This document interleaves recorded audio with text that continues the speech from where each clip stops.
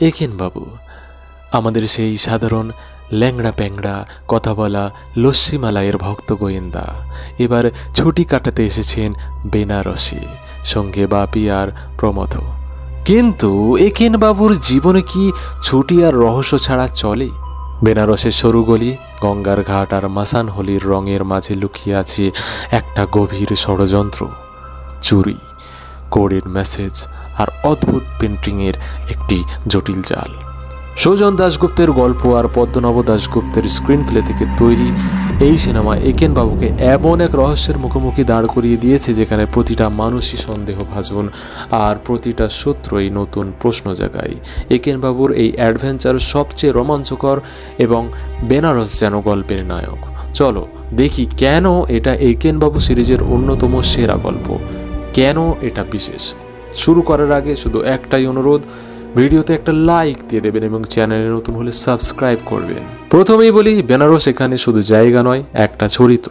জয়দেব মুখোপাধ্যায় বেনারসের সরু গলি, গঙ্গার আরতি আর মন্দিরের ঘণ্টার শব্দকে এমনভাবে ক্যামেরায় বন্দি করেছেন যে তুমি যেন গঙ্গার ধারে দাঁড়িয়ে আছো এবং লস্যি খাচ্ছ মনে হবে। মাসান হোলির রঙিন উৎসব যেখানে গল্পের ক্লাইম্যাক্স হয়, সিনেমার সবচেয়ে রোমাঞ্চকর অংশ। জয়দীপ বলেছেন বেনারসের নীরবতা আর উৎসব, তার রীতি সবই গল্পের অংশ। এটা শুধু রহস্য নয়, এটা সত্যের পেছনে ছদ্মবেশের গল্প। এই পটভূমি একেনবাবুর সাধারণ গোয়েন্দাগিরিকে একটা মহাকাব্যিক রূপ দেয়। অনির্বাণ চক্রবর্তীর একেনবাবু এখানে তার সেরা ফর্মে আছেন। তিনি বলেছেন একেনবাবু সাধারণ মানুষের গোয়েন্দা, সে খায়, সে গল্প করে, সে খারাপ যোগ বলে। আপনি যবে থেকেই পাশবালিশের ওয়ার্ডগুলো পড়তে শুরু করেছেন না, আপনি কেমন বদলে গেছেন। কিন্তু তার মাথা ধারালো ছুরির মতো। অনির্বাণের অভিনয়ে এখানে সেই আদ্যপান্ত বাঙালিয়ানা, একটু খামতি, একটু হাসি আর প্রচুর বুদ্ধি, এতটাই জীবন্ত যে তুমি তার সঙ্গে বেনারসের গলিতে হাঁটতে চাইবে। বাপি আর প্রমথের সঙ্গে তার কেমিস্ট্রি যেন তিন বন্ধুর আড্ডা, গল্পে হাসি আর উষ্ণতা যোগ করেছে। শাশ্বত চট্টোপাধ্যায়ের বহুরূপী অভিনয় গল্পের আরেকটি হাইলাইট। তিনি বিলাল মালিকের চরিত্রে যেন একবার পুলিশ, একবার সাধু, একবার পাঞ্জাবি, এমন ছদ্মবেশ বদলান যে তুমি বুঝতেই পারবে না তিনি আসলে কে। শাশ্বতের এই রহস্যময় উপস্থিতি গল্পে একটা চাপা উত্তেজনা তৈরি করেছে।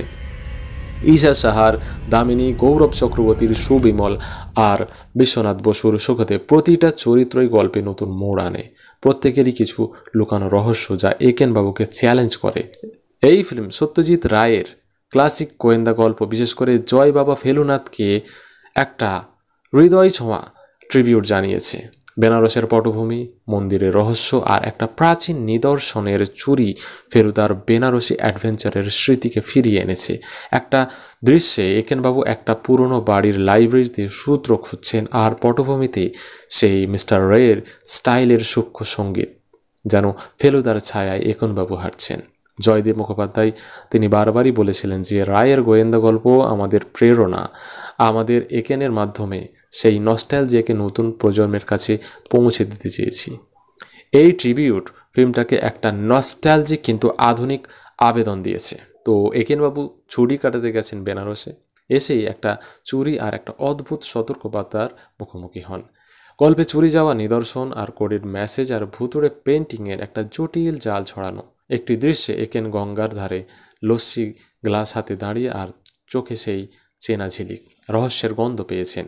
সুবিমলের বাড়িতে তার কাকা বিশ্বেশ্বরের প্রাচীন সংগ্রহ নিয়ে লুকানো রহস্য গল্পকে এগিয়ে দিয়ে যায়। প্রতিটা সূত্র নতুন প্রশ্ন জাগায় আর শেষ মুহূর্ত পর্যন্ত তুমি ধাঁধার জালে আটকে থাকবে। শেষে টুইস্টটা ফেলুদার স্টাইলের, কিন্তু একদম নতুন। বলবো কিছু দুর্বল জায়গা নিয়ে যেখানে গল্পটা হোঁচট খেয়েছে। ফিল্মটা দুর্দান্ত, কিন্তু বেশ কিছু জায়গায় দুর্বলতা আছে।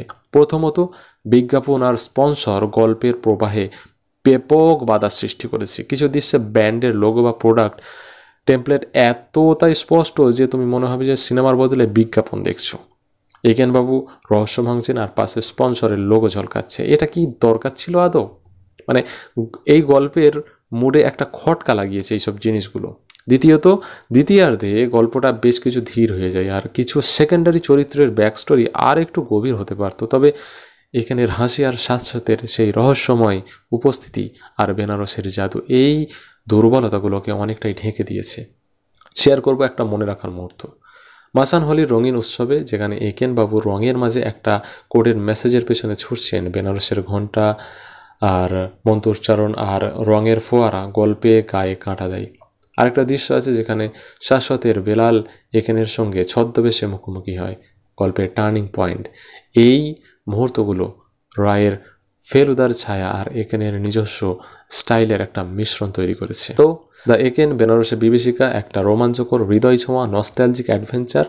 এটা শুধু একটা গোয়েন্দা গল্প নয়, এটা বেনারসের জীবন্ত রং, সত্যজিৎ রায়ের ক্লাসিক গোয়েন্দা গল্পের প্রতি একটা ট্রিবিউট আর একেন বাবুর সাধারণ কিন্তু অসাধারণ মগজাস্তের উদযাপন। 1 ঘন্টা 58 মিনিটের এই UA7+ ফিল্ম আমার কাছে 3.8 আউট অফ 5 পাবে, কারণ বিজ্ঞাপনের বাড়াবাড়িতে একটু ব্যাঘাত ঘটেছে। তবু তুমি যদি একেন বাবুর ফ্যান হও বা ফেলুদার নস্টালজিয়া ভালোবাসো, তাহলে এটা তোমার জন্য একটা ট্রিট হবে। বুক মাই শোদের টিকিটটা বুক করে নাও আর বেনারসের গলিতে একেন বাবুর সঙ্গে একটা রহস্যময় সফরে বেরিয়ে যাও। তো কেমন লাগলো এই ভিডিও, আমার এই রিভিউ কমেন্টে অবশ্যই জানিও। আর চ্যানেল নতুন হলে সাবস্ক্রাইব করে যেও। আপাতত আমি চললাম, বাই।